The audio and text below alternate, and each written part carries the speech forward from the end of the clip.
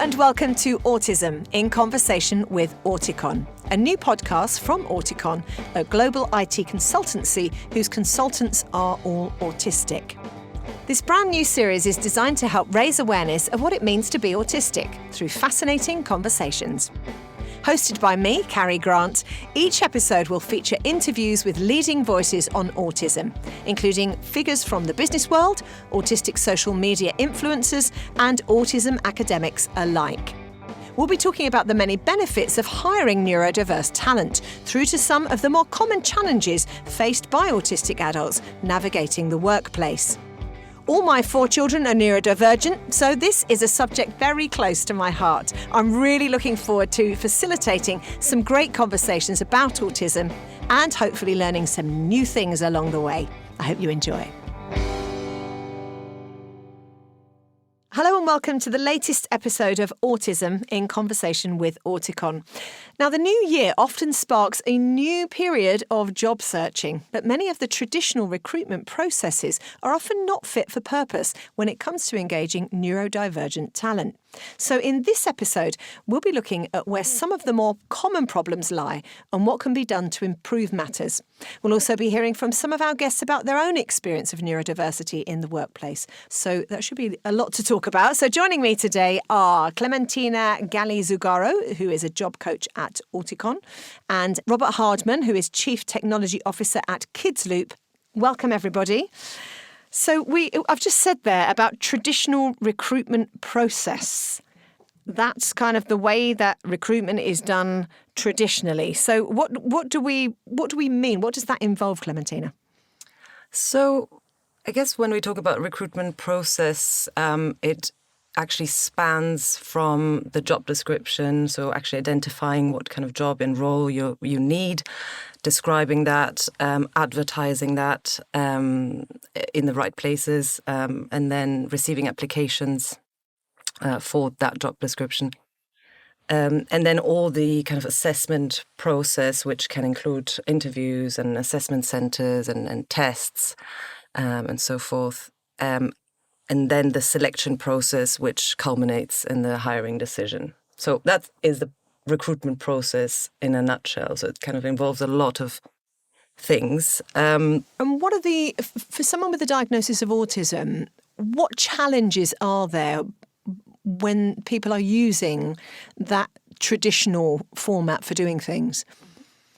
Well, so first of all, actually the most commonly used assessment method in recruitment is the semi-structured interview, which is kind of when someone has a few questions and then that they already want to ask, and then in conversation things come up as, you know, and someone kind of sparks off that and asks other questions in the moment.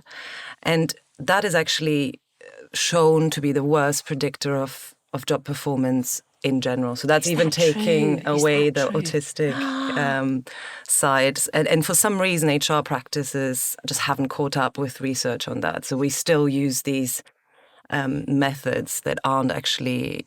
It depends. It can be really useful for some jobs, but for most jobs, it's not. Well, for most jobs, we're not talking about your social life or your social interactivity, are we? We're talking about your performance in a particular area of doing your skills or your talents. Exactly. And then on top of that, you have an interview, which is it's basically about presenting yourself in a certain light. So you learn to answer in a certain way, which will, it's like, oh, what's your biggest weakness? That I work too hard, and I'm such a perfectionist. And, you kind of learn these formulas. Which they're thinking, great, we can squeeze some extra hours out of this one. Yeah. But it's not really honest. And it's also therefore not a real predictor of how you actually will do in that job.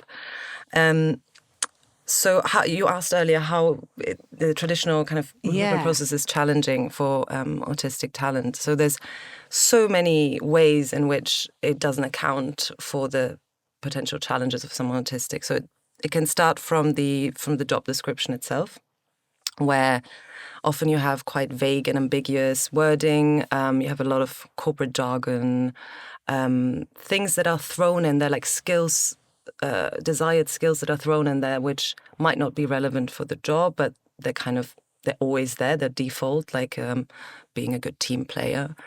In so many job descriptions, I know this as a leadership coach, in the work that I do there, it's team building is like the key thing. Let's do a team building exercise. And I can imagine, not for all autistic people, but for some autistic people, that's their idea of hell. And maybe that's not even necessary in the job that they're going to be doing. So why is it even on the form that they have to provide some skill set that's not even necessary?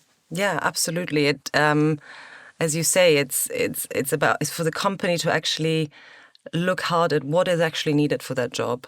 Does it need to be in the job description? Also, can you label it as this is a must-have and this is a nice-to-have? Because that can also be quite just ambiguous for someone autistic reading through it. If there's a list of 20 skills and all of them seem to be a necessity, but actually you only meet, say 17 of those skills, even though those may not all be requirements. So I see. It's how it's communicated. I would also say there's quite a lot of, sometimes you have these job descriptions with, are you this? Are you this? Do you like doing that? Profile. It's terrifying. Yeah. You have to get it right because you're going to be judged on it. And then you answer and you're like, maybe, I'm not sure. Okay, I'm just not going to apply to this. By the end of it, you don't even know who you are. Yeah, exactly. Okay, let's go over to Robert. Now, you're working with Auticon. You through your company Kids Loop. Has the way that you would use a recruitment process changed because of the work that you're doing with Auticon? I think part of it is if I told you what Kids Loop is about, and then it will make a lot more sense. I think so. One of the things that Kids Loop is about, and I use it as a tagline, which is we're not here to automate the past, we're here to reimagine the future. I love that. And that's really, really important because we're creating a learning environment for children. And I'm not using the word education because we look at children from the ages of 3 to 8, and it's a learning ecosystem we're creating.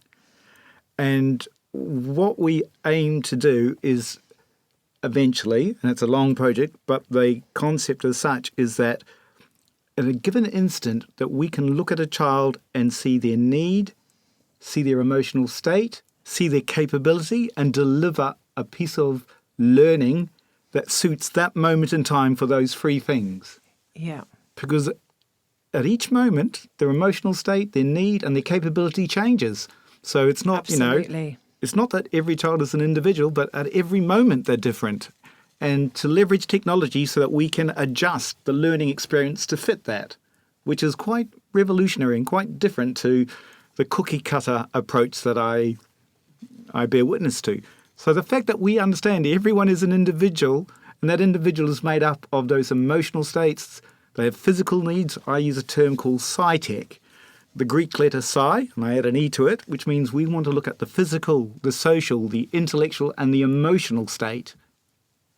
And if I make those whole and satisfy them, then, you got the best that you can for a person, and especially for a child.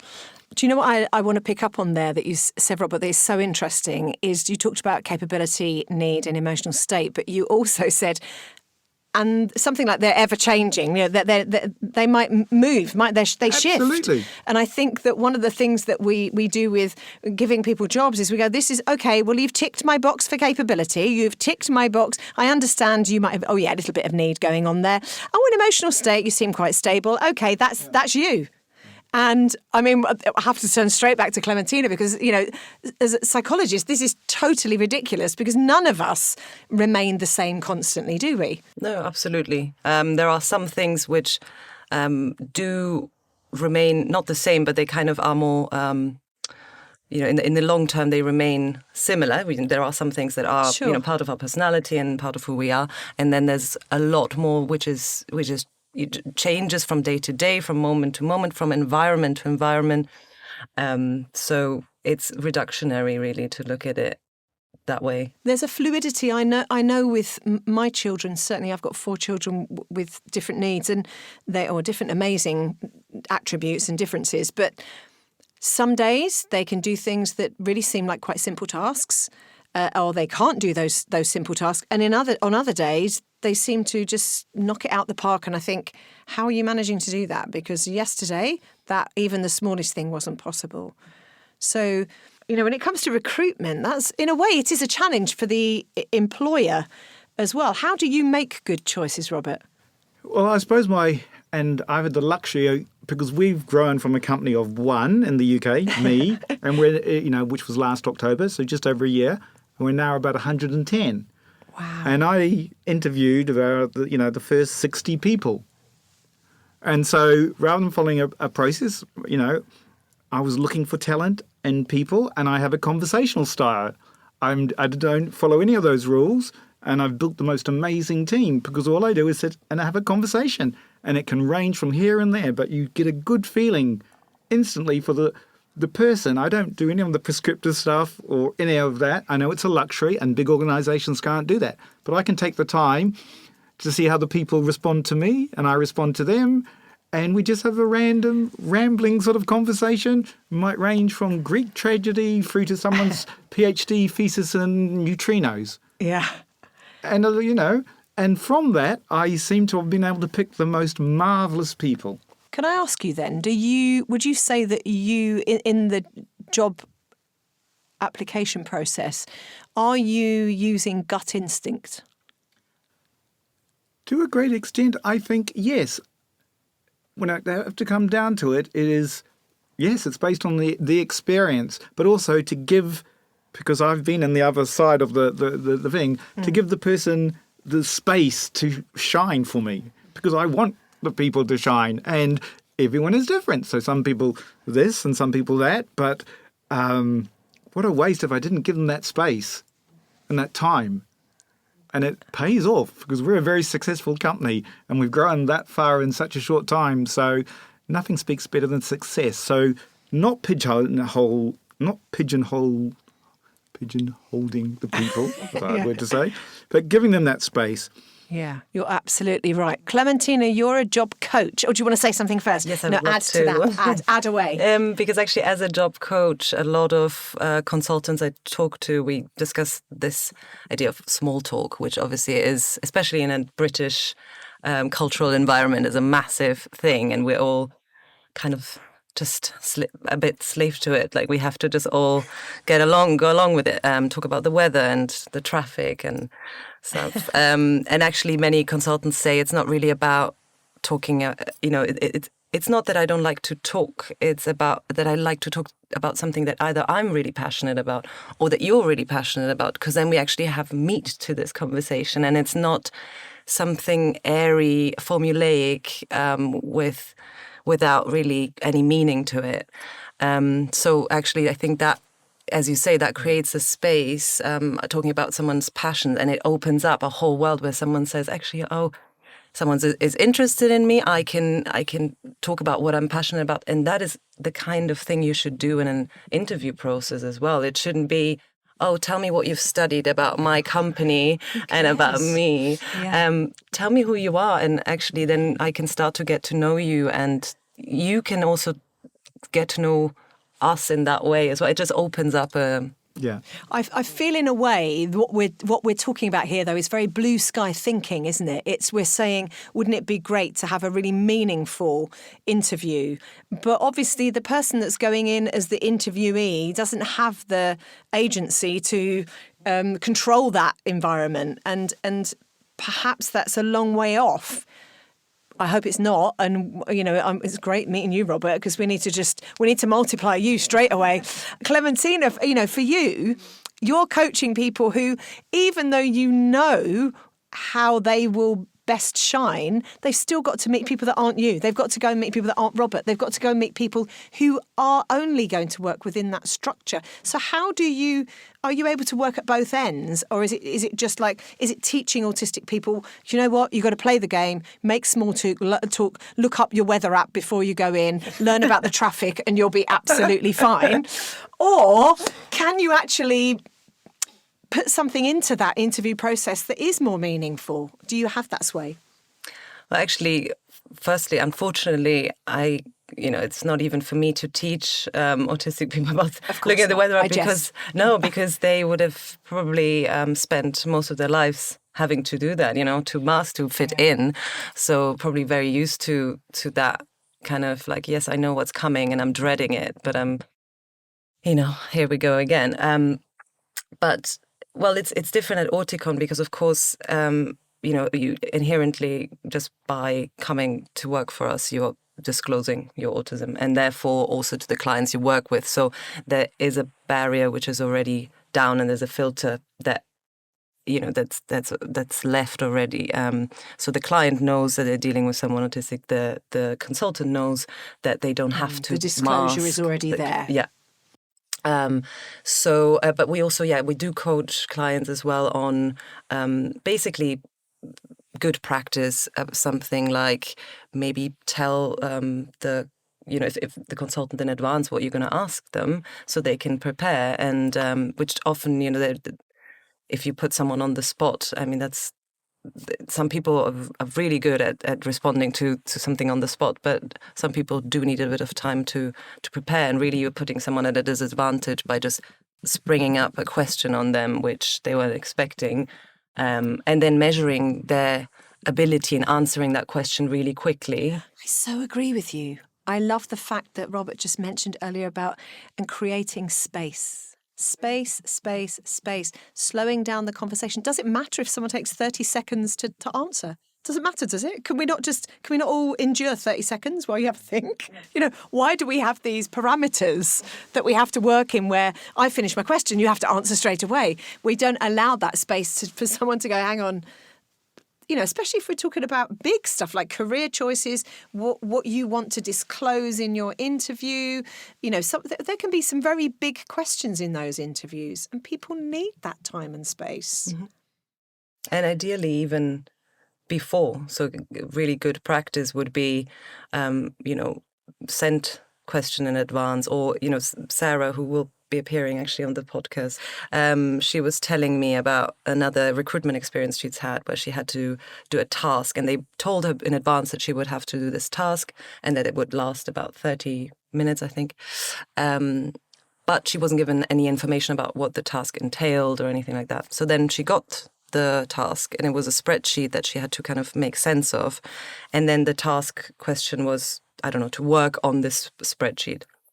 She took about half the time just getting familiar with the spreadsheet because she's a perfectionist and a detail-oriented person. Yeah. And so she was at a huge disadvantage to maybe someone who would have received that and immediately just kind of grossly made sense of it, just broad brushing it and winging it in a sense.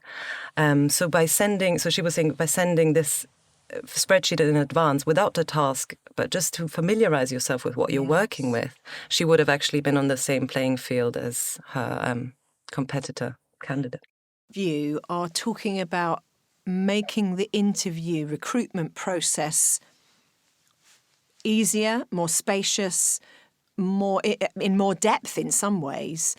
I'm just imagining our autistic community listening to this and thinking, that's great. Can I work for Robert, please? Or can I come to Auticon and will you have me? What advice do you have because people that are interviewing and looking to get a new job, they won't necessarily meet people like you. So if people are job searching, what can they do to make it easier for themselves in the interview process? Do they have any agency? Well, from my point of view, and it is tricky, and it's hard to say, you need to be confident.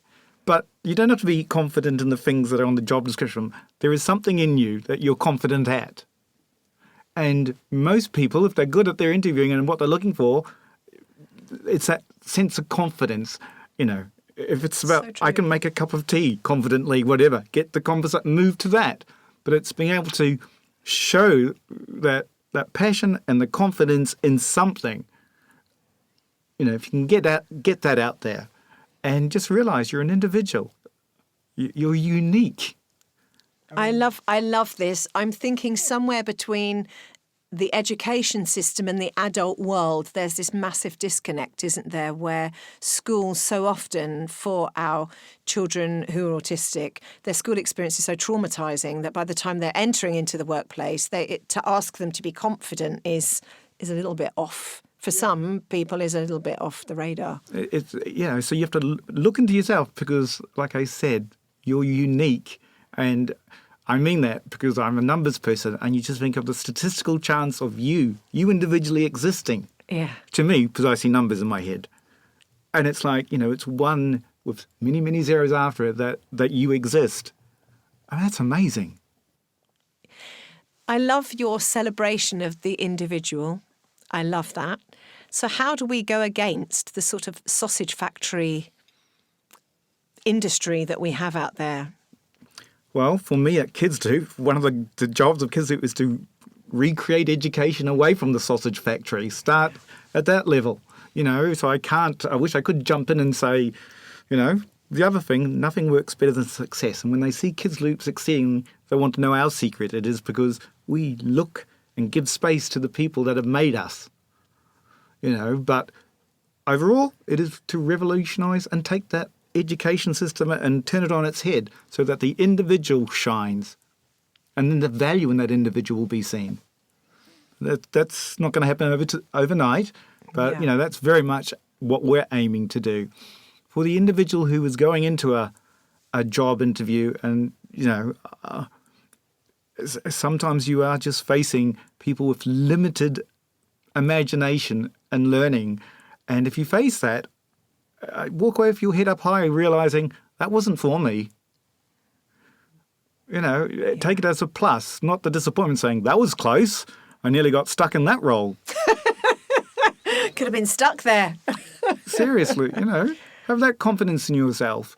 I realise it's difficult in the real world. There is the necessity, but you have value. So let me ask this question to both of you. What do you think is the advantage of having a truly neurodiverse workforce? What's the advantage of that? Let's go to Clementina first. Sure. Well, first of all, if you just diversity in general brings different perspectives. Whether it's your educational background or your sexual orientation or the way that your brain works, it just brings a different perspective, and you can't really get innovation and creativity from chewing over the same thing over and over again, which is what we tend to do. And as you were saying earlier, you recruit the same person as yourself so that you can look at yourself and then find the same solutions that you had already found. And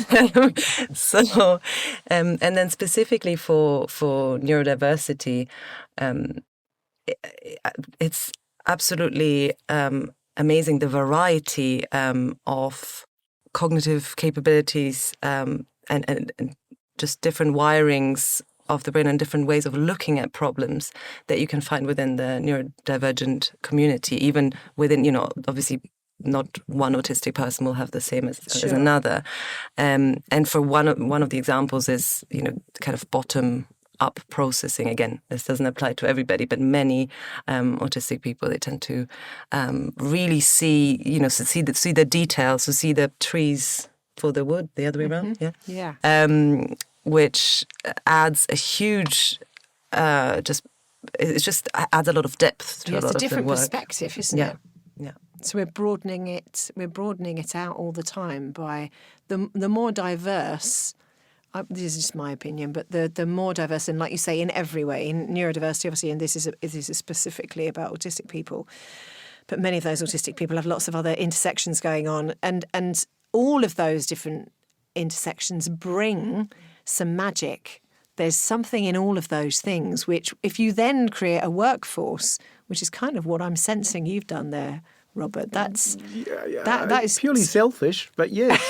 I mean, I'm not questioning your motivation, but it's good. It would be like looking at the plains of wheat in Kansas. Yes, it's nice, as opposed to a diverse rainforest, an ecosystem of all different types. Which is the ecosystem that's the most robust and going to survive? It's the rainforest of all its diversity. I mean, why would you go for a monoculture? I'm a scientist, so I look at things exceptionally logically, but it is purely that is ridiculous. But you might even discover new problems that you didn't even know you needed to address. I'm thinking actually of Kids Loop in particular, just thinking about the fact that people learn in different ways. Absolutely. So by just allowing people to learn in different ways, to absorb information in different ways and so on, you are actually widening the horizon of what's possible. That's not too too much of a... No, I think you're absolutely right. I think we need that positivity. I'm also just slightly off on a tangent here, thinking about how so much of our, I'm going to call it education system, squashes creativity. At a very young age, we squash curiosity. It's hard to get the arts taught in school these days, all of those things. So even without neurodiversity, even without that cross-section of different diversities, we've already kind of put a lid on the whole ecosystem in terms of diversity. Yeah, we try and squeeze everybody through the cookie cutter, model, which is a negative, and it's not productive, and we lose so much talent. So that's the whole point of Kids Loop, like I said, to reimagine what education, I'll use the word, but learning can be. If you go to Silicon Valley and you speak to the Bill Gates and the people like that, the one thing you get from them is it's built on smart people who are creative, people who would be, pigeonholed. They gave them the space, and that's what they created. Yeah. They got the magic, didn't they? Now, I've mentioned about, for our autistic listeners, thinking, I want to start a new job, what advice is there for me? If there are people that are listening in who are leaders in companies, they may be autistic or not autistic, but if they're looking to attract a more to include neurodivergent people in their staff, what would you have to say to the actual companies? The agility that these people, that will give your organisation. It may seem like, I've got to do extra to get them, but the ratio of the value that they bring really outweighs, I have to make it do something different. It is, the richer you get for the small investment you make without fail is what made Silicon Valley. It's what's making Kids Loop. It's what will protect you from your competition who doesn't do that. Yes. It's more a matter of, if you don't do that, you will not be here. AI and the such, which we work with, is coming, and the mundane will be laid waste.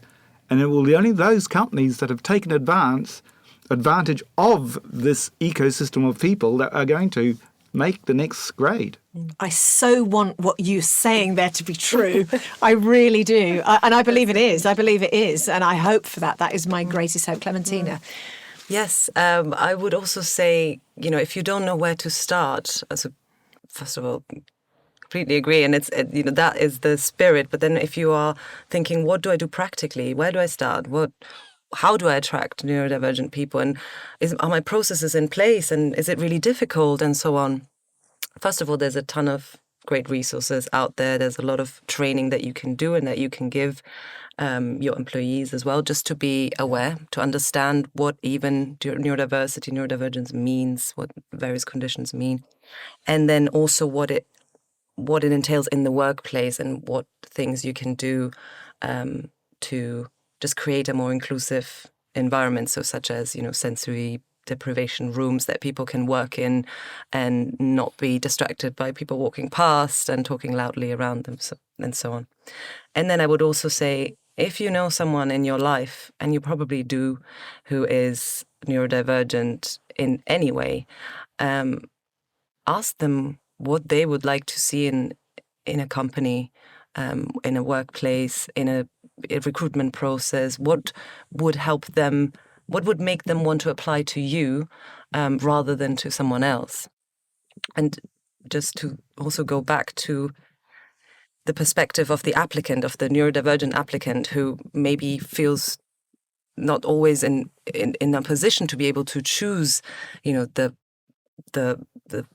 innovative thinking companies who have set up all these inclusive recruitment and workplace environments.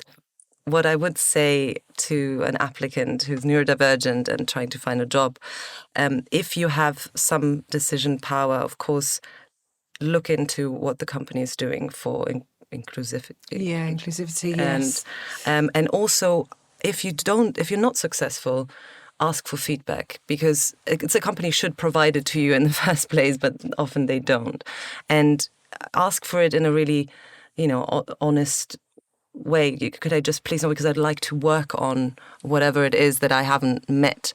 And I find that often when you do that, if the company is, if they have that inclination, that they will provide that, and at least it can help you. I think feedback is really essential as a coach. I mean, it's my whole career is based on feedback. It's based on, okay, why am I not getting back what I need from this artist? What's happening here? And then we discuss what might be happening here. And that's always, rather than me just judging, this is what you're not doing right, but actually, what's going on here? Why is there a disconnect? What's happening? Let's discuss. I think feedback is so important. We've kind of run out of time, but there is one other subject that we haven't covered that I would really like to cover with you guys, which is, we talked about reasonable adjustments and things like you mentioned there about low arousal environment, those kinds of things. Can we talk about autistic burnout? Because I feel that is something that people experience, and perhaps it's based on the fact that autistic people can be so super focused and can do the 18-hour days, and then the boss thinks, brilliant, we've got you for 18 hours. Let's just keep you going on that 6-day week, 18 hours a day. What can be done? And I want this from an autism point of view, but also from an employer point of view. How do we make sure that we are looking after the mental health of our neurodivergent, actually for everybody actually, but particularly our autistic people? Well, I mean, I have to tell people, take a break, stop. I'm demanding you to stop, because everyone, because I love the job and that, but I know that, having a break, going for a walk, doing something different allows them to thrive.